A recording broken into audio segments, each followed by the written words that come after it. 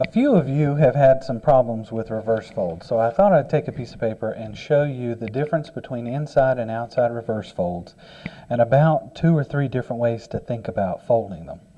So the first thing I'm going to do with this square of paper is I'm going to make a center line by putting in a diaper crease. Okay, then I'm going to make a kite base.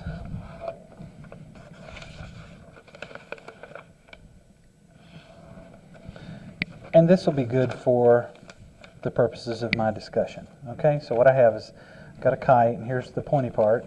I want to put the pointy part up. Now this could be the head of a bird or a tail or some sort of something like that. Okay, now the reason this is called a reverse fold is because the paper is actually going to reverse directions. What I've got now is this big long mountain crease. And once I'm done with the reverse fold, this will change from being a mountain. It will reverse itself to being a valley crease. Now let me show you, when I'm doing this with little kids, we spread the whole works out, and this is just like that first duck that we did. The whole thing comes in. So I take the point and I go straight down in, and I close the figure up to the point that the nose is buried now. But what you can do is you can reach in there and swivel it out, and when you get it to the angle that you want it, you can press in a crease. Because the paper went inside here, this is called an inside reverse fold.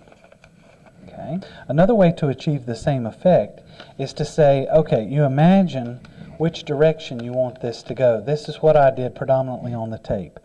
When you imagine what direction you want it to go, you can fold it in that direction and press in a crease. Now, of course, this doesn't stay, so what you have to do to make it a stable fold is you have to say, okay, imagine that's the direction that it's going to go in. You're going to flatten it out, pull it in that direction, and then both of these creases become mountain creases. Sometimes it's helpful to go in here and put in a mountain. Put in a mountain. These creases already exist, and everything presses flat. Everything presses flat, sorry. But what you'll notice is this started out being a mountain and has now reversed itself to a valley crease.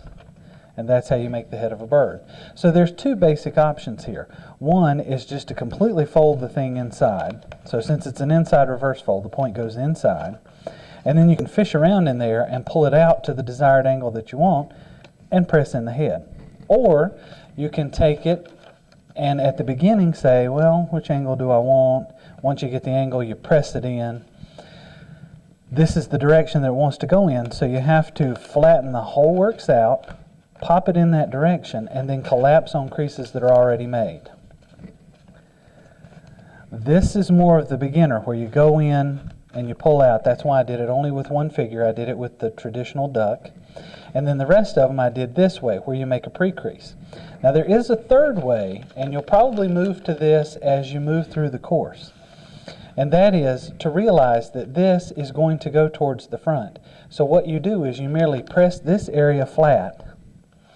You know that this will change from being a mountain to a valley, so you actually work your fingers in there and change this into a valley. Okay? And then what you've done is you've kind of pressed this in nice round curves till you can sort of experiment. And this is the angle that I want, so I press everything flat.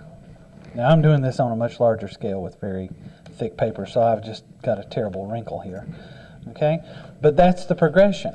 With the little kids, we have them go ahead and fold everything flat, and then they'll fish around for points and pull them out. And things like that. These are all 3 inside reverse folds because the paper went down inside, in between these 2 layers of the neck. Okay? You can do the same thing with outside reverse folds. Let me show you how those compare. Okay, so I have these in blue and these are in beige. The blue ones are going to be outside reverse folds. Now the only difference here is you've got an entire figure that's down here where my hands are. Okay? Sometimes you will want your nose to go in between 2 layers of paper. Sometimes you'll want it to go towards this single folded edge. All I've done is I've made a kite base and folded it over just like we had before. So here's a single folded edge and here's two edges. If you go in this way, you're doing inside, but if you have to go towards this single edge, you're doing what's called an outside reverse fold. Now we have beginner ways to do outside reverse folds. That is to take the paper, open it up, fold it straight back,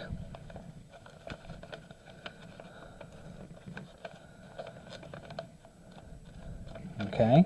Notice that when we did this, all of the paper went inside reverse fold. Here, the extra paper has gone outside, hence the name outside reverse fold. But just like with the beginners, where you reach in and pull the nose out till you get it and then you press it flat, here you're going to take this, swivel it out till you like it, and press it in flat. For most all of the models that we do, you can go back to this beginner way of thinking. It's not optimal, but it does work for most of the figures. Okay? Now, in this one, we actually made a pre-crease.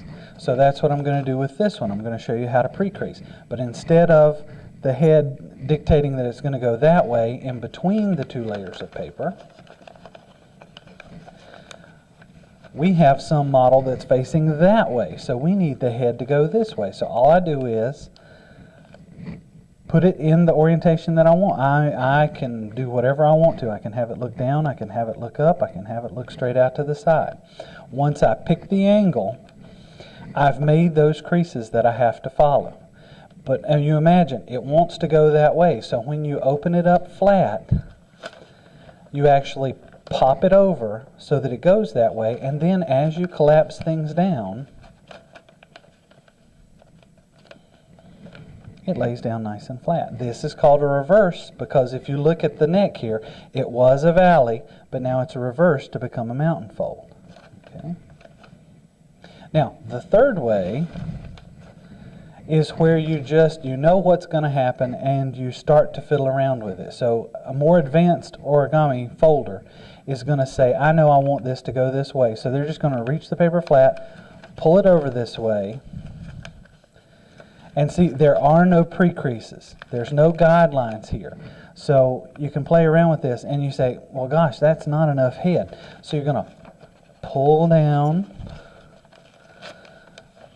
to make more beak. And you go, oh yeah, that's about right. So this is a much more fluid, and you'll see the masters doing this sort of thing.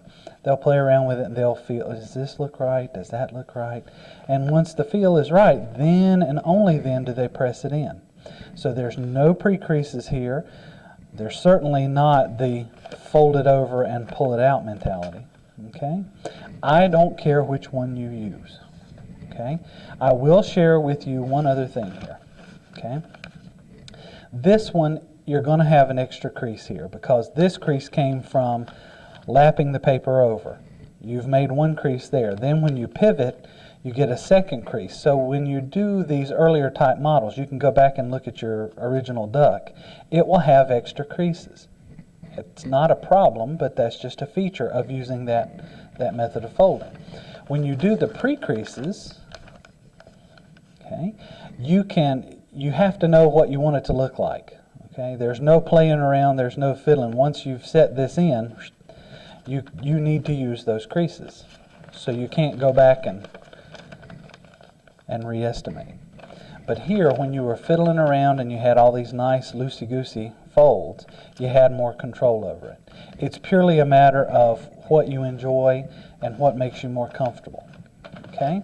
But I did want you to understand what the difference was between an inside reverse fold, where the paper actually comes back inside in between two layers, and an outside reverse fold where this extra bit of paper wraps on the outside.